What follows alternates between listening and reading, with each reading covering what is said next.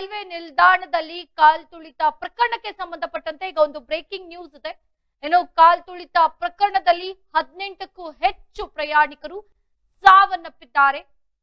ಜೊತೆಗೆ ಘಟನೆಯಲ್ಲಿ 10ಕ್ಕೂ ಹೆಚ್ಚು ಮಂದಿ ಗಂಭೀರವಾಗಿ ಗಾಯಗೊಂಡಿದ್ದಾರೆ. ಅಗತ್ಯಕ್ಕಿಂತ ಹೆಚ್ಚಿನ ಜನಸಂದಣಿ ಇದ್ದ ಕಾರಣ ಈ ಘಟನೆ ನಡೆದಿದೆ ಅಂತ ಹೇಳಲಾಗ್ತಾ ಇರುವಂತದ್ದು. ಜೊತೆಗೆ ಅತಿ ಹೆಚ್ಚು ಟಿಕೆಟ್ ಮಾರಾಟವೇ ಕಾಲ್ತುಳಿತಕ್ಕೆ ಕಾರಣ ಅಂತ ಜನರು ಒಂದು ರೀತಿಯಾಗಿ ದೂರ್ತಾ ಇದ್ದಾರೆ.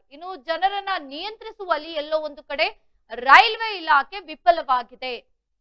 ಪ್ರತಿ ಗಂಟೆಗೆ 1,500 ಸಾಮಾನ್ಯ ಟಿಕೆಟ್ಗಳನ್ನ ಮಾರಾಟ ಮಾಡಿದೆ. ಪ್ಲಾಟ್ಫಾರ್ಮ್ 14 ಮತ್ತು 16ರ ಬಳಿ ಎಕ್ಸಲೇಟರ್ ಏನಿದೆ ಇಲ್ಲಿ ಕಾಲ್ತುಳಿತ ಪ್ರಕರಣ ಆಗಿರುವಂತದ್ದು. LNJP ಮತ್ತು ಲೇಡಿ ಹಾಂಡೇಜ್ ಆಸ್ಪತ್ರೆಗೆ ಈಗ ಏನ್ ಗಾಯಾಳುಗಳಿದ್ದಾರೆ ಅವರುಗಳನ್ನ ದಾಖಲು ಮಾಡಲಾಗಿರುವಂತದ್ದು. LNJP ಆಸ್ಪತ್ರೆಯಲ್ಲಿ ಗಾಯಾಳುಗಳಿಗೆ ಚಿಕಿತ್ಸೆಯನ್ನ ನೀಡಲಾಗ್ತಾ ಇದೆ. ಪ್ರಾಣ ಕಳೆದುಕೊಂಡವರಲ್ಲಿ ಮಹಿಳೆಯರು, ಮಕ್ಕಳೇ ಹೆಚ್ಚಾಗಿದ್ದಾರೆ ಅನ್ನೋ ಒಂದು ಮಾಹಿತಿ ಈಗ ಲಭ್ಯವಾಗ್ತಾ ಇರುವಂತದ್ದು. ಕಾಲ್ತುಳಿತ ಪ್ರಕರಣ ಇದಾಯ್ತು ಬಳಿಕ ಅನೇಕ ವಿಡಿಯೋಗಳು ಕೂಡ ವೈರಲ್ ಆಗ್ತಾ ಇದೆ. ಮೆಟ್ಟಿಲುಗಳ ಮೇಲೆ ಬೂಟು, ಚಪ್ಪಲಿ, ಬಟ್ಟೆಗಳೆಲ್ಲ ಚೆದರಿರುವಂತದ್ದು, ಹೀಗೆ ಬಹಳಷ್ಟು ವಿಡಿಯೋಗಳು ವೈರಲ್ ಆಗ್ತಾ ಇದೆ. ಅದನ್ನು ಕೂಡ ನಾವು ನೋಡ್ತಾ ಇದ್ದೀವಿ. ದೆಹಲಿ ರೈಲ್ವೆ ನಿಲ್ದಾಣದಲ್ಲಿ ಈ ಕಾಲ್ತುಳಿತ ಪ್ರಕರಣ ಆಯ್ತು. ಈ ಸಂದರ್ಭದಲ್ಲಿ ಪ್ರಯಾಗ್ರಾಜ್ ಅಂದ್ರೆ ಕುಂಭಮೇಳಕ್ಕೆ ಹೋಗುವವರ ಜನರೇ ಜಾಸ್ತಿ ಇದ್ರು ಅನ್ನೋ ಒಂದು ಮಾಹಿತಿ ಇದೆ. ನಾವು ನೋಡ್ತಾ ಇದೀವಿ ಇತ್ತೀಚಿನ ದಿನಗಳಲ್ಲಿ ಬಹಳಷ್ಟು ಈ ರೀತಿಯ ಪ್ರಕರಣಗಳು ದಿನನಿತ್ಯ ನಡೀತಾ ಇರುವಂತದ್ದು, ಈ ರೀತಿಯ ಘಟನೆಗಳು ನಡೀತಾ ಇದೆ. ಅದರಲ್ಲೂ ಕಾಲ್ತುಳಿತ ಪ್ರಕರಣಗಳು ಹೆಚ್ಚಾಗಿ ಕಂಡು ಬರ್ತಾ ಇದೆ. ಸೊ ಅದೇ ರೀತಿಯಾಗಿ ಈಗ ರೈಲ್ವೆ ನಿಲ್ದಾಣ, ಡೆಲ್ಲಿ ರೈಲ್ವೆ ನಿಲ್ದಾಣ ಇದೆ, ಅಲ್ಲೂ ಕೂಡ ಈ ರೀತಿಯಾಗಿ ಘಟನೆ ನಡೆದಿರುವಂತದ್ದು. 18ಕ್ಕೂ ಹೆಚ್ಚಿನ ಜನರು ಸಾವನ್ನಪ್ಪಿದ್ದಾರೆ. ಆದ್ರೆ ಇನ್ನು ನಿಖರವಾದ ಮಾಹಿತಿ ಲಭ್ಯವಾಗಿಲ್ಲ ಎಷ್ಟು ಜನ ಸಾವನ್ನಪ್ಪಿದ್ದಾರೆ ಅಂತ. ಈಗ ಪ್ರಥಮ ಮಾಹಿತಿಯ ಪ್ರಕಾರ 18ಕ್ಕೂ ಹೆಚ್ಚು ಮಂದಿ ಸಾವನ್ನಪ್ಪಿದ್ದಾರೆ ಅನ್ನೋದಿದೆ. ಜೊತೆಗೆ 10ಕ್ಕೂ ಹೆಚ್ಚು ಮಂದಿ ಗಂಭೀರವಾಗಿ ಗಾಯಗೊಂಡಿದ್ದಾರೆ. ಆಸ್ಪತ್ರೆಯಲ್ಲಿ ಅವರಿಗೆ ಚಿಕಿತ್ಸೆಯನ್ನು ಕೂಡ ನೀಡಲಾಗ್ತಾ ಇದೆ ಅನ್ನೋ ಒಂದು ಮಾಹಿತಿ ಕೂಡ ಈಗ ಲಭ್ಯವಾಗ್ತಾ ಇರುವಂತದ್ದು. ಇದರಲ್ಲಿ ನಾನು ಈಗಾಗಲೇ ಹೇಳ್ತಾ ಇದ್ದೆ, ಮಹಾಕುಂಭ ಮೇಳಕ್ಕೆ ಹೋಗ್ತಾ ಇದ್ದವರೇ ಹೆಚ್ಚಾಗಿದ್ರು. ಇದರಿಂದ ಅಲ್ಲಿ ಅಗತ್ಯಕ್ಕಿಂತ ಹೆಚ್ಚಿನ ಜನಸಂದಣಿ ಇತ್ತು. ಅದಾದ ನಂತರ ರೈಲ್ವೆ ನಿಲ್ದಾಣದಲ್ಲಿ ಕಾಲ್ತುಳಿತ ಉಂಟಾಯಿತು ಅನ್ನೋ ಒಂದು ಮಾಹಿತಿ ಈಗ ಲಭ್ಯವಾಗಿರುವಂತದ್ದು. ಅತಿ ಹೆಚ್ಚು ಟಿಕೆಟ್ ಮಾರಾಟ ಮಾಡಿದ್ದಾರೆ, ಇದು ತಪ್ಪು. ಜನರನ್ನ ನಿಯಂತ್ರಿಸುವಲ್ಲಿ ಎಲ್ಲೋ ಒಂದು ಕಡೆ ರೈಲ್ವೆ ಇಲಾಖೆ ವಿಫಲವಾಗಿದೆ. ಇದೆಲ್ಲವನ್ನು ಕೂಡ ನಾವು ನೋಡ್ಬೇಕಾಗುತ್ತೆ. ಜೊತೆಗೆ ಕೊನೆಯ ನಿಮಿಷದಲ್ಲಿ ಪ್ಲಾಟ್ಫಾರ್ಮ್ ಅನ್ನು ಕೂಡ ಬದಲಾವಣೆ ಮಾಡಿದ್ದಾರೆ. ಇದು ಎಲ್ಲ ಒಂದು ಕಡೆ ದುರಂತಕ್ಕೆ ಕಾರಣ ಅಂತ ಹೇಳ್ಬೋದು. ರೈಲ್ ಬರ್ಬೇಕು ಅನ್ನೋ ಸಮಯದಲ್ಲಿ ಪ್ಲಾಟ್ಫಾರ್ಮ್ ಬದಲಾವಣೆ ಮಾಡಿದ ಹಿನ್ನೆಲೆ ಎಲ್ಲರೂ ಕೂಡ ಅವಸರದಲ್ಲಿ ಹೋಗಲು ಮುಂದಾದಾಗ ಈ ಸಮಯದಲ್ಲಿ ನೂಕುನುಗ್ಗಲು ಉಂಟಾಯಿತು ಅಂತ ಅಲ್ಲಿರುವಂತ ಪ್ರತ್ಯಕ್ಷದರ್ಶಿಗಳು ಕೂಡ ಹೇಳ್ತಾ ಇರುವಂತದ್ದು. ಟಿಕೆಟ್ಗಳು ಅಗತ್ಯಕ್ಕಿಂತ ಹೆಚ್ಚಿನ ಪ್ರಮಾಣದಲ್ಲಿ ಮಾರಾಟವಾಗ್ತಿದ್ವು. ಅಷ್ಟೊಂದು ಟಿಕೆಟ್ಗಳು ಮಾರಾಟವಾಗ್ದಿದ್ರೆ ಭಾಗಶಃ ಇಷ್ಟೊಂದು ದೊಡ್ಡ ಜನಸಮೂಹ ಅಲ್ಲಿ ಸೇರ್ತಿರ್ಲಿಲ್ಲ. ಅಂದ್ರೆ ಟಿಕೆಟ್ ಲಿಮಿಟ್ ಇದ್ದಿದ್ರೆ ಇಷ್ಟು ಜನ ಸೇರ್ತಿರ್ಲಿಲ್ಲ. ಟಿಕೆಟ್ ಯಾರಿಗೆ ಕನ್ಫರ್ಮ್ ಆಗಿತ್ತು ಅವ್ರು ಮಾತ್ರ ಅಲ್ಲಿ ಇರ್ತಾ ಇದ್ರು. ಆದ್ರೆ ಇಲ್ಲಿ ಹೆಚ್ಚಾಗಿ ಟಿಕೆಟ್ ಕೊಟ್ಟಿದ್ರಿಂದ ಜನಸಂದಣಿ ಅಷ್ಟೊಂದಿತ್ತು. ನಿರ್ಲಕ್ಷ್ಯಕ್ಕೆ ಮತ್ತೊಂದು ಕಾರಣ ಅಂತ ಹೇಳಿದ್ರೆ ತಪ್ಪಿಲ್ಲ. ಜೊತೆಗೆ ಟಿಕೆಟ್ ಇಲ್ಲದೆ ಕೂಡ ಕೆಲವರು ಪ್ರಯಾಣ ಮಾಡ್ಲಿಕ್ಕೆ ಬಂದಿದ್ರು ಅನ್ನೋ ಒಂದು ಮಾಹಿತಿ ಇದೆ. ನಾವು ನೋಡಿದೀವಿ ಈಗ ಟ್ರೈನ್ಗಳಲ್ಲಿ, ಅದರಲ್ಲೂ ಕೂಡ ನೈಟ್ ಟ್ರೈನ್ ಅಂತ ಬಂದಾಗ ಕೆಲವರು ಟಿಕೆಟ್ ಇಲ್ಲದೆ ಟ್ರಾವೆಲ್ ಮಾಡುವಂತವರು ಬಹಳಷ್ಟು ಜನ ಇರ್ತಾರೆ.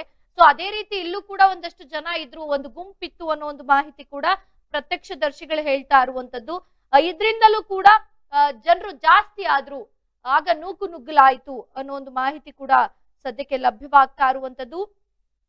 ಟಿಕೆಟ್ ಇಲ್ಲದ ಅಥವಾ ಸಾಮಾನ್ಯ ಟಿಕೆಟ್ ಹೊಂದಿರುವ ಜನರು ರೈಲಿನ ಬಾಗಿಲುಗಳಲ್ಲಿ ಕಿಕ್ಕಿರಿದು ತುಂಬಿದ್ರು. ಜನಸಂದಣಿಯಲ್ಲಿ ಅನೇಕ ಪ್ರಯಾಣಿಕರ ವಸ್ತುಗಳು ಸಹ ಕಳ್ಳತನವಾಗಿದ್ವು. ಜನರಲ್ ಮತ್ತು ಸ್ಲೀಪರ್ ಕೋಚ್ ಗಳನ್ನ ಬಿಟ್ಟುಬಿಡಿ, AC ಕೋಚ್ಗಳಲ್ಲಿಯೂ ಕೂಡ ಕಾಲಿಡಲು ಸಾಧ್ಯವಾಗ್ತಾ ಇರಲಿಲ್ಲ ಅಂತ ಅಲ್ಲಿನ ಪ್ರತ್ಯಕ್ಷದರ್ಶಿಗಳು ಹೇಳ್ತಾ ಇರುವಂತದ್ದು. ಕೋಚ್ ಒಳಗೆ ಜನದಟ್ಟಣೆ ಹೆಚ್ಚಾಗಿದ್ದರಿಂದ ಉಸಿರುಗಟ್ಟುವಿಕೆ ಉಂಟಾಗ್ತಿದ್ದಂತೆ ಟಿಕೆಟ್ಗಳನ್ನ ದೃಢಪಡಿಸಿಕೊಂಡಿದ್ದ ಪ್ರಯಾಣಿಕರು ಸಹ ಕೆಳಗೆ ಇಳಿದಿದ್ರು. ಇನ್ನು ಜೊತೆಗೆ ತಂತ್ರ ಸೇನಾನಿ ಎಕ್ಸ್ಪ್ರೆಸ್ ಮತ್ತು ಭುವನೇಶ್ವರ ಎಕ್ಸ್ಪ್ರೆಸ್ ರೈಲುಗಳು ತಡವಾಗಿ ಚಲಿಸಿದ್ವು. ಇದರಿಂದಾಗಿ ಅವುಗಳಲ್ಲಿ ಪ್ರಯಾಣಿಸುತ್ತಿದ್ದ ಪ್ರಯಾಣಿಕರು ಪ್ಲಾಟ್ಫಾರ್ಮ್ ಸಂಖ್ಯೆ 12, 13ರಲ್ಲಿ ಕಾಯ್ತಾ ನಿಂತಿದ್ರು. ಇದರಿಂದಾಗಿ ಪ್ಲಾಟ್ಫಾರ್ಮ್ ನಿಂದ ಮೆಟ್ಟಿಲುಗಳವರೆಗೆ ಪ್ರಯಾಣಿಕರು ಹೆಚ್ಚಿನ ಸಂಖ್ಯೆಯಲ್ಲಿ ಜಮಾಯಿಸಿದ್ರು. ಪ್ರಯಾಗ್ರಾಜ್ ಎಕ್ಸ್ಪ್ರೆಸ್ ಏನ್ ಟ್ರೈನ್ ಇದೆ, ಇದು ರಾತ್ರಿ 9:30ರ ಸುಮಾರಿಗೆ ಪ್ಲಾಟ್ಫಾರ್ಮ್ ಸಂಖ್ಯೆ 15ನ್ನ ತಲುಪಿತ್ತು. ಆಗ ತಳ್ಳಾಟ ಶುರುವಾಗಿ ಮೆಟ್ಟಿಲುಗಳ ಮೇಲೆ ನಿಂತಿದ್ದ ಅನೇಕರು ಕೆಳಗಡೆ ಬಿದ್ದಿದ್ದಾರೆ. ಈ ಸಂದರ್ಭದಲ್ಲಿ ಕಾಲ್ತುಳಿತ ನಡೆದಿದೆ. ಇದರಲ್ಲಿ 18 ಜನ ಸಾವನ್ನಪ್ಪಿದ್ದಾರೆ. ಜೊತೆಗೆ ಇನ್ನೂ ಒಂದಷ್ಟು ಕಾರಣಗಳಿವೆ. ಇಲ್ಲಿ ಒಂದೆರಡು ಕಾರಣಗಳು ಕಾಣಿಸ್ತಾ ಇಲ್ಲ ಈ ಘಟನೆ ನಡೀಲಿಕ್ಕೆ, ಬಹಳಷ್ಟು ಕಾರಣಗಳು ಕಾಣಿಸ್ತಾ ಇದೆ. ಅದರಲ್ಲಿ ಮತ್ತೊಂದು ಕಾರಣ ಅಂತಂದ್ರೆ ರೈಲ್ವೆ ಆಡಳಿತ ಮಂಡಳಿ ಸರಿಯಾಗಿ ಕಾರ್ಯನಿರ್ವಹಿಸದೇ ಇರೋದು. ಕಾಲ್ತುಳಿತ ಸಂಭವಿಸಿದಾಗ ಅಲ್ಲಿದ್ದ ಪೊಲೀಸರಿರ್ಬೋದು ಅಥವಾ ಭದ್ರತಾ ಸಿಬ್ಬಂದಿಗೆ ಜನಸಂದಣಿಯನ್ನ ಸರಿಯಾಗಿ ನಿರ್ವಹಿಸೋಕೆ ಸಾಧ್ಯ ಆಗಿಲ್ಲ. ಇದರಿಂದಾಗಿ ಅಪಘಾತವು ಕೂಡ ದೊಡ್ಡ ರೂಪ ಪಡೆದುಕೊಂಡಿದೆ ಅನ್ನೋ ಒಂದು ವಿಚಾರಗಳು ಕೂಡ ಕೇಳಿ ಬರ್ತಾ ಇದೆ. ಜೊತೆಗೆ ಸಮಯಕ್ಕೆ ಸರಿಯಾಗಿ ಸಹಾಯ ಸಿಗದಿರುವುದು, ಸುಮಾರು 1 ಗಂಟೆಗಳ ಕಾಲ ಕಾಲ್ತುಳಿತ ಮುಂದುವರಿಯಿತು ಅಂತ ಹೇಳಲಾಗ್ತಿದೆ. ಆದ್ರೆ NDRF ತಂಡಗಳು ಅಲ್ಲಿಗೆ ತಲುಪಲು ಸಮಯ ತೆಗೆದುಕೊಂಡಿತ್ತು, ಟೈಮ್ ಸರಿಯಾಗಿ ಬರ್ಲಿಲ್ಲ ಅನ್ನೋ ಒಂದು ವಿಚಾರ ಕೂಡ ಇದೆ.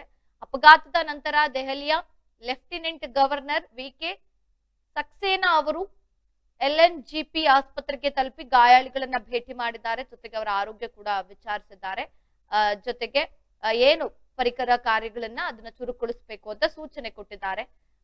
ಜೊತೆಗೆ ಒಂದಷ್ಟು ಸಂತಾಪಗಳನ್ನು ಕೂಡ ಸೂಚಿಸ್ತಾ ಇರುವಂತದ್ದು. ದೆಹಲಿಯ ಮುಖ್ಯ ಕಾರ್ಯದರ್ಶಿ ಮತ್ತು ಪೊಲೀಸ್ ಆಯುಕ್ತರಿಗೆ ಸ್ಥಳಕ್ಕೆ ತಲುಪಿ ಪರಿಸ್ಥಿತಿಯನ್ನ ನಿಯಂತ್ರಿಸಲು ನಿರ್ದೇಶನವನ್ನ ಕೂಡ ನೀಡಿದ್ರು. ನವದೆಹಲಿ ರೈಲು ನಿಲ್ದಾಣದಲ್ಲಿ ನಡೆದಿರುವ ಈ ಘಟನೆಯಲ್ಲಿ 9 ಮಹಿಳೆಯರು, 4 ಪುರುಷರು, 5 ಮಕ್ಕಳು ಸೇರಿದಂತೆ 18 ಜನರು ದುರಂತವಾಗಿ ಸಾವನ್ನಪ್ಪಿದ್ದಾರೆ ಅನ್ನೋ ಒಂದು ಮಾಹಿತಿ ಇದೆ. ಜೊತೆಗೆ ಈಗಾಗಲೇ ಮೋದಿ ಸಂತಾಪವನ್ನ ಸೂಚಿಸಿದ್ದಾರೆ, ರಾಷ್ಟ್ರಪತಿ ಸಂತಾಪವನ್ನ ಸೂಚಿಸಿದ್ದಾರೆ. ಈ ಘಟನೆಯಿಂದ ನನಗೆ ಬಹಳಷ್ಟು ದುಃಖವಾಗಿದೆ. ತಮ್ಮ ಪ್ರೀತಿ ಪಾತ್ರರನ್ನ ಕಳೆದುಕೊಂಡಂತ ಎಲ್ರಿಗೂ ಕೂಡ ನನ್ನ ಸಂತಾಪಗಳು. ಗಾಯಗೊಂಡವರು ಬೇಗ ಚೇತರಿಸಿಕೊಳ್ಳಿ ಅಂತ ನಾನು ಪ್ರಾರ್ಥಿಸ್ತೇನೆ. ಕಾಲ್ತುಳಿತದಿಂದ ತೊಂದರೆಗೊಳಗಾದ ಎಲ್ಲರಿಗೂ ಕೂಡ ಅಧಿಕಾರಿಗಳು ಸಹಾಯ ಮಾಡ್ತಿದ್ದಾರೆ ಅಂತ ಪ್ರಧಾನಿ ನರೇಂದ್ರ ಮೋದಿ ಅವರು ಒಂದು ಪೋಸ್ಟ್ ಮಾಡುವ ಮುಖಾಂತರ ಸಂತಾಪ ಸೂಚಿಸಿದ್ದಾರೆ. ಜೊತೆಗೆ ರಾಜನಾಥ್ ಸಿಂಗ್ ಕೂಡ ಪೋಸ್ಟ್ ಮಾಡಿದ್ದಾರೆ. ನವದೆಹಲಿ ರೈಲು ನಿಲ್ದಾಣದಲ್ಲಿ ನಡೆದ ಘಟನೆ ದುಃಖ ತರಿಸಿದೆ. ಈ ದುಃಖವನ್ನ ತಡೆದುಕೊಳ್ಳುವ ಶಕ್ತಿಯನ್ನ ಮೃತರ ಕುಟುಂಬಕ್ಕೆ ದೇವರು ನೀಡಲಿ, ಗಾಯಾಳುಗಳು ಶೀಘ್ರವಾಗಿ ಚೇತರಿಸಿಕೊಳ್ಳಲಿ ಅಂತ ಪ್ರಾರ್ಥಿಸ್ತೇನೆ ಅಂತ ಅವರು ಕೂಡ ಪೋಸ್ಟ್ ಮಾಡಿರುವಂತದ್ದು. ಜೊತೆಗೆ ಮೃತರ ಕುಟುಂಬಕ್ಕೆ ಕೂಡ 10 ಲಕ್ಷ ರೂಪಾಯಿ ಪರಿಹಾರ ಘೋಷಣೆ ಮಾಡಿದ್ದಾರೆ ಕೇಂದ್ರ ಸರ್ಕಾರ. ಈಗ ಏನು ಗಾಯಗಳಾಗಿ ಚಿಕಿತ್ಸೆಯನ್ನ ಪಡಿತಾ ಇದ್ದಾರೆ ಅವರಿಗೂ ಕೂಡ ತಲಾ 2.5 ಲಕ್ಷ ರೂಪಾಯಿ ಪರಿಹಾರವನ್ನ ಕೂಡ ನೀಡಿದ್ದಾರೆ. ಇದು ತದನಂತರ ಈಗ ಪೊಲೀಸರು ಕೂಡ ತನಿಖೆಯನ್ನ ಕೈಗೊಂಡು ಯಾವ ರೀತಿ ಕ್ರಮವನ್ನ ಕೈಗೊಳ್ತಾರೆ, ಈ ದುರಂತಕ್ಕೆ ಕಾರಣ ಏನಿರ್ಬೋದು, ಈಗ ರೈಲ್ವೆ ಡಿಪಾರ್ಟ್ಮೆಂಟ್ ಜನರ ಬೇಜವಾಬ್ದಾರಿತನ ಇವೆಲ್ಲವೂ ಕೂಡ ಇಲ್ಲಿ ಒಳಗೊಂಡಂತೆ ಪೊಲೀಸರು ಯಾವ ರೀತಿ ಕ್ರಮಗಳನ್ನ ಕೈಗೊಳ್ತಾರೆ, ಯಾವ ರೀತಿ ವಿಚಾರಣೆಯನ್ನ ಮಾಡ್ತಾರೆ ಅಂತ ಕಾದು ನೋಡೋಣ.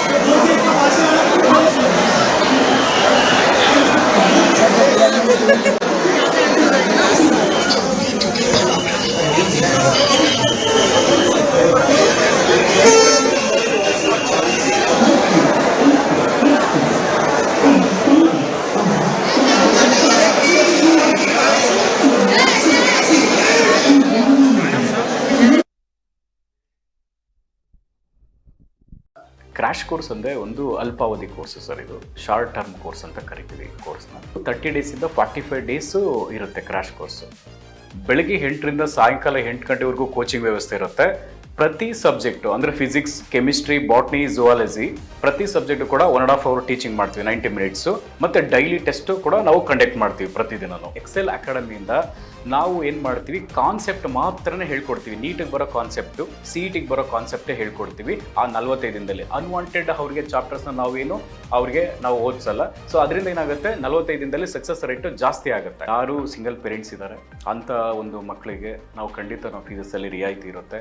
ಆ ಒಂದು ಮಕ್ಕಳಿಗೆ ಖಂಡಿತ ನಾವು ಫೀಸಲ್ಲಿ, ಮತ್ತು ಮೆರಿಟೋರಿಯಸ್ ಮಕ್ಕಳಿಗೆ ನಾವು ಫೀಸಲ್ಲಿ ರಿಯಾಯಿತಿ ಕೊಡ್ತೀವಿ. ನಿಮ್ಮ ತಂದೆ ತಾಯಿ ಏನು ಆಸೆ ಇಟ್ಕೊಂಡಿರ್ತಾರೋ ಆ ಆಸೆ ಪ್ರಕಾರ ನೀವು ಕೂಡ ಕೈ ಜೋಡಿಸ್ಬೇಕಾಗುತ್ತೆ. ನಾವು ಕೂಡ ನಮ್ಮ ಫ್ಯಾಕಲ್ಟೀಸಿಂದ, ನಮ್ಮ ಕಡೆಯಿಂದ ಒಳ್ಳೆ ಒಂದು ಕೋಚಿಂಗ್ ಕೊಟ್ಟು ನಾವು ಒಳ್ಳೆ ರ್ಯಾಂಕ್ ತೆಗ್ಸೋಕ್ಕೆ ನಾವು ಕೂಡ ನಿಮ್ಮ ಜೊತೆ ನಾವು ಇರ್ತೀವಿ.